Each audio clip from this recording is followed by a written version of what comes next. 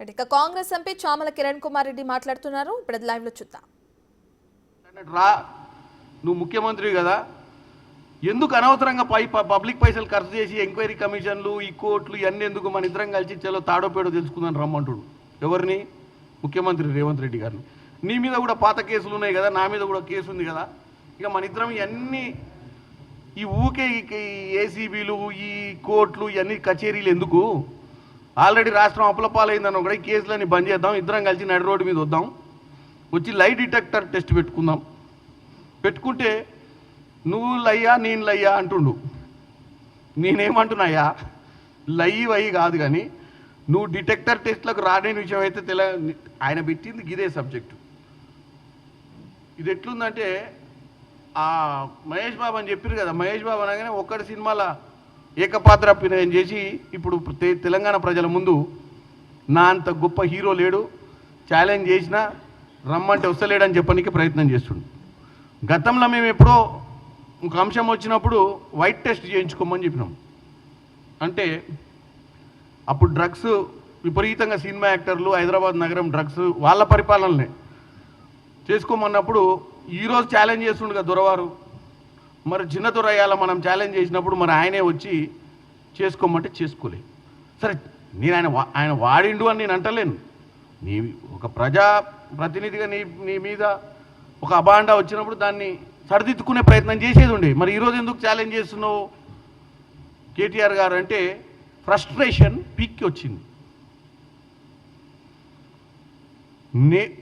ఇక్కడ సబ్జెక్ట్ ఏంది? నువ్వు క్యాబినెట్ ఆమోదం లేకుండా ఒక మున్సిపల్ శాఖ మంత్రిగా నువ్వు ఇంత డబ్బు నువ్వు అకౌంట్లకు ట్రాన్స్ఫర్ చేసినావు అనేది సబ్జెక్టు. అవును, నువ్వు తెచ్చుకో, ఇప్పుడు నువ్వు ముఖ్యమంత్రి అయినావు కానీ నేను ట్రాన్స్ఫర్ చేసింది వాస్తవమే, నువ్వు తెచ్చుకోవచ్చు కదా అంటుండు.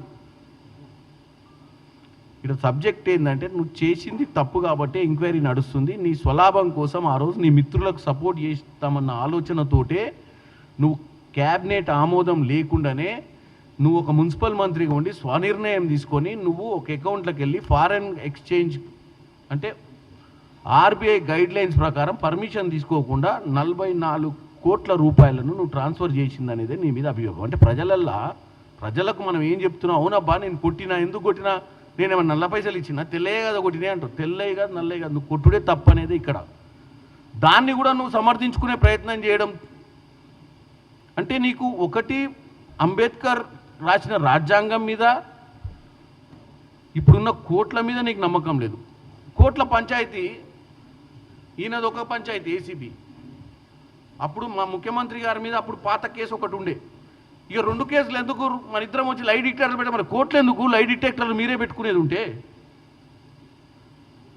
నువ్వు ఒక ప్రజాప్రతినిధి వెయ్యుండి ప్రజలకు నువ్వు ఆదర్శంగా నిలబడాల్సిన వెయ్యుండి కోర్టుల మీద పోలీస్ ఎంక్వైరీల మీద పెట్టుబడి ఎందుకు పెట్టాలి, మనమే తెలుసుకుందాం రా అని చెప్పేదాన్ని బట్టి చూస్తే నీ అవివేకము కనపడుతుంది ఇక్కడ. దానికి ఇంత పెద్ద ఇంగ్లీష్లో ట్వీటు ఏమని చెప్పాలి? తెలంగాణ ప్రజలు అర్థం చేసుకోవాలి. ఏమని? 10 సంవత్సరాల అధికారంలో ఉండి సంవత్సరంన్నర పాలన మీద ఎంత పీక్ పోయిందో ఫ్రస్ట్రేషన్. 10 సంవత్సరాల పాలనలో మీరు ఉన్నప్పుడు మీరు చేసిన తప్పుల గురించి ఏ రోజన్నా ప్రతిపక్షాలు ప్రతిరోజు ఇట్లాంటి ఇంత పొడుగు ట్వీట్లు పెట్టి తెలంగాణ ప్రజల మధ్యన విషబీజాలు నాటే ప్రయత్నం ఎవరైనా చేసిర్రా? నిజంగానే నేను బీజేపీ అడుగుతున్నా, మేము కూడా అపోజిషన్లో ఉన్నాం, బీజేపీ వాళ్ళ అపోజిషన్లో ఉన్నారు చాలామంది, చాలా పొలిటికల్ పార్టీసు, చాలా పొలిటికల్ లీడర్సు, నీకంటే మంచి ఇంగ్లీష్ వచ్చిన వాళ్ళు కూడా ఉండే. మా కొండ విశ్వేశ్వరరెడ్డి అన్న కూడా నీకంటే మంచి ఇంగ్లీష్ వచ్చు. ఏ రోజన్నా మిమ్మల్ని 24 గంటలు ట్వీట్లనో దేంట్లనో ప్రజలను తప్పుదో పట్టించే ప్రయత్నం చేసిర్రా? చేయలే. మరి మీరు ఎందుకు చేస్తున్నారు? ఇవాళ మీరు కేవలం మళ్ళీ ఈరోజు నిన్నటిదాకా దయ్యాలని చెప్పినటువంటి సిస్టర్ మళ్ళీ సెంటిమెంట్ స్టార్ట్ అయింది. ఇవాళ అరే మా వర్కింగ్ ప్రెసిడెంట్కు నోటీసులు ఎట్లు ఇస్తారంటారు? అసలు మళ్ళీ ఈ సబ్జెక్ట్ నేను ముందే చెప్పిన, ఈ ఫ్యామిలీ డ్రామా ఇది ఎన్ని ఎపిసోడ్లైనా నడుతుందని. మొన్ననే మా అయ్య చుట్టూ దయ్యాలు ఉన్నాయని చెప్పింది, ఇవాళ మా వర్కింగ్ ప్రెసిడెంట్కి నోటీసులు ఇస్తారని. ఏందా ఈ కాంట్రడిక్షను? తెలంగాణ ప్రజలు అర్థం చేసుకోవాలి. కవితకు వర్కింగ్ ప్రెసిడెంట్ కేటీఆర్ఏ, అయినప్పుడు ఇంకా మరి బీఆర్ఎస్ పార్టీ కదా ఆమె. ఇంకెవరు దయ్యాలు మరి వాళ్ళ నాయనను తప్పుతో పట్టించింది. ఇవాళ ఒక దయ్యానికి నోటీసులు ఇస్తేనే తట్టుకోలేని పరిస్థితికి వస్తే మరి ఈ డ్రామాకు తెర వేసినట్టేనా? అంటే ఈ తెలంగాణ ప్రజలకు అయిపోయిందా టైంపాస్ మన ఫ్యామిలీ ఎపిసోడు, లేకపోతే ఇంకా కంటిన్యూయేషన్ ఉందా ఎపిసోడ్? సో ఈ కేసీఆర్ కుటుంబం 24 గంటలు తెలంగాణ ప్రజలను తప్పుతో పట్టించాలన్న ఆలోచన ఉంది అనేది క్లియర్ కట్గా మనకు అర్థమవుతుంది.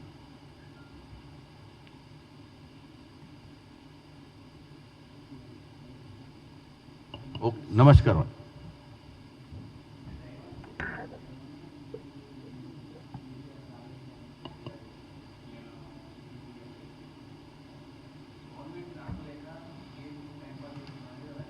గవర్నమెంట్ నడిపిస్తున్నామా నడిపిస్తలేమా, గవర్నమెంట్లో ఏం జరుగుతుంది అనేది రోజు తెలంగాణ ప్రజలు చూస్తున్నారు. ఇంద్రమ్మ ఇల్లులు, సన్నబియ్యము, భూభారతు ఇవన్నీ కూడా లాస్ట్ 2-3 నెలల నుంచి మంత్రులు మొత్తం క్షేత్రస్థాయిలో ఉండి ప్రతి దగ్గర ముఖ్యమంత్రి నుంచి డిప్యూటీ చీఫ్ మినిస్టర్ దాకా కూడా సన్నబియ్య పంపిణీ మీద పేద ఇళ్లలో పోయి వాస్తవంగా వాళ్ళ ఆనందం ఏంది, వాళ్ళు ఎంత హ్యాపీగా ఉర్రు, అసలు వచ్చే బియ్యం కరెక్ట్ వస్తున్నాయా లేదా అని చెక్ చేసే పరిస్థితి ఉంది. ఇది ప్రజాపాలన? ఇలా ప్రభుత్వం నడుస్తలేదు అని చెప్పడానికి అది నిదర్శనమా? ఇలా ప్రభుత్వం బ్రహ్మాండంగా నడుస్తుంది కాబట్టే మేం డైవర్షన్ పాలిటిక్స్ చేస్తలేము. మేం చేసే పాలనలా ఈ ఎంక్వైరీ అనేది గత పరిపాలనలో కమిషన్లైనా ఎంక్వైరీలైనా గత పరిపాలన చేసిన తప్పుల మీద జరుగుతున్నటువంటి ఎంక్వైరీలు ఇవి. వీటికి మేం చేసే ప్రస్తుత పాలనకు లింకు పెట్టడం అనేది చాలా తప్పు అంటున్నా. ఇలా ప్రజలు డిసైడ్ చేస్తారు మాకు పాలన అందిస్తుంది ప్రభుత్వమా కాదా అని. ప్రతిపక్షాలు కాదు, వాళ్ళు ప్రతిపక్ష హోదా వాళ్ళు సరి అయిన రీతిలో వాళ్ళు చేస్తలేరు అనేది మాత్రం క్లియర్ కట్గా తెలుస్తుంది. ఎందుకంటే ప్రతిపక్ష నాయకుడు కనపడతలేడు, ప్రతిపక్ష నాయకుడు ఫామ్ హౌస్కి అంకితమైండు, ప్రతిపక్ష నాయకుడు ఒక సభ పెడితే సభకు అటెండ్ అయ్యింది తప్ప ప్రజలు ఎన్నుకున్నటువంటి సభ అసెంబ్లీకి వచ్చే ఓపిక లేదు. ఏం మనం పగటి వేషగానమా ఏంది రోడ్ల మీద తిరిగి వేషాలు వేసి వేషాలు మాట్లాడడానికి? గెలిపించింది ఎవరి కోసం? ఈరోజు ప్రభుత్వంలో ఏమన్నా తప్పులు జరిగితే దేవాలయం లాంటి వేదిక ప్రజా సమస్యల గురించి మాట్లాడేది అసెంబ్లీ. నువ్వు అసెంబ్లీలో ఒక అపోజిషన్ లీడర్ రోల్ తీసుకొని కూడా నువ్వు అసెంబ్లీకి వచ్చే ఓపిక లేకపోతే ప్రతిపక్షము ప్రజలు ఇచ్చినటువంటి హోదాను వాళ్ళు మర్చిపోయిన విషయాన్ని క్లియర్గా చూస్తున్నాం. మా పాలన విషయంలో మేము క్లియర్గా ఉన్నాం. డిసెంబర్ 9, 2023 నుంచి మొదలు పెడితే జూన్ 13వ తారీఖు ఇవాళ, జూన్ 14వ తారీఖు ఇవాళ, జూన్ 14 దాకా నేను చెప్తున్నా ఎన్ని రోజులు ప్రజలలో నాయకులు లేరు అనేది లెక్క పెట్టుకునే రోజులు ఉంటాయి. ప్రతిరోజు మా ముఖ్యమంత్రి కానీ మా మంత్రులు కానీ ఈ నిమిషంలో కూడా నేను చెప్తున్నా ఏ మంత్రి ఏ జిల్లాలో కూడా ఎక్కడ ఏ కార్యక్రమము, ఏదో ఊర్లో ఏదో శంకుస్థాపనము, ఏదో ఊర్లో ఏదో ఒక కార్యక్రమం మీద అవగాహన సదస్సు పెట్టుకుంటూనే ఉన్నారు మా లీడర్లు. మరి ఎవరు ఈరోజు ప్రతిపక్ష హోదా అంటే ఇది కాదు. ప్రతిపక్ష హోదా రాసుడు ప్రతిపక్ష హోదా అంటే ప్రజా సమస్యల మీద ఇంద్రమ్మ ఇల్లులు ఎవరెవరికి వస్తున్నాయి, ఇంద్రమ్మ ఇల్లులు అర్హులకే వస్తున్నాయా, ఇంద్రమ్మ ఇల్లు అర్హులు రాకపోతే సిరిసిల్ల ఎమ్మెల్యేగా గెలిపిస్తే అక్కడ కేటీఆర్ పోయి ఆడ పథకాలు ఏమవుతున్నాయి రానోళ్ళు ఏమని ఉంటే అక్కడ ఎంఆర్ఓలతోటి మాట్లాడి, అక్కడ ఉన్నటువంటి ఆర్డీఓలతోటి మాట్లాడి, అక్కడ ఉన్నటువంటి కలెక్టర్తో మాట్లాడి ఈ గవర్నమెంట్ ఇస్తున్న స్కీములు నువ్వు బ్యాన్ చేస్తావా? సిరిసిల్ల ప్రజలకు ఏం రావద్దా? అవి ఏమన్నా ఉంటే వాటి మీద నువ్వు పోరాటం చేస్తే ప్రజలు అర్థం చేసుకుంటారు నిన్ను.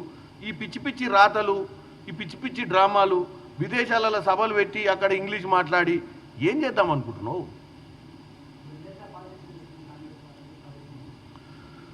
వెండెట్టా పాలిటిక్స్ కాంగ్రెస్ ప్రభుత్వానికి చేయాల్సిన అవసరం లేదు. ఒకవేళ కాళేశ్వరం ప్రాజెక్టే ఈరోజు బ్రహ్మాండంగా 48 లక్షల ఎకరాలు 45 లక్షల ఎకరాలకు నీళ్లు సాగు జరుగుతుంటే కాళేశ్వరం గురించి మేము చెడుగా మాట్లాడితే ప్రజలు మమ్మల్ని క్షమించరు, ప్రజలు మమ్మల్ని తిట్టి పోషిస్తారు.